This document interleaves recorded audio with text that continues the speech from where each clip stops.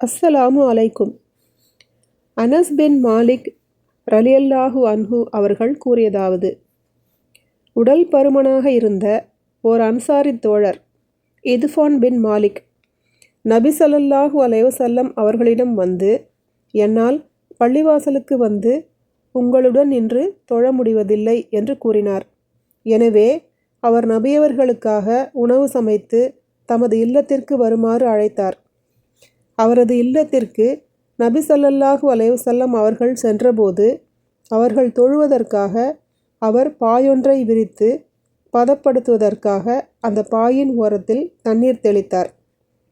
நபி ஸல்லல்லாஹு அலைஹி வஸல்லம் அவர்கள் அதன் மீது 2 ரக்காத்துகள் தொழுதார்கள். அப்துல் ஹமீத் பின் முன்திர் பின் அல் ஜாரூத் ரஹிமஹுல்லாஹ் அவர்கள் அனஸ் ரலியல்லாஹு அன்ஹு அவர்களிடம், நபி ஸல்லல்லாஹு அலைஹி வஸல்லம் அவர்கள் லுஹா தொழுகை தொழுவார்களா என்று கேட்டார்கள்.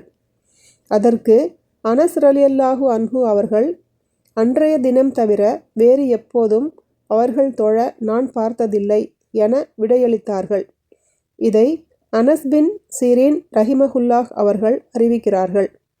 சஹீஹ் புகாரி 1179, அத்தியாயம் 19, தஹஜ்ஜுத்.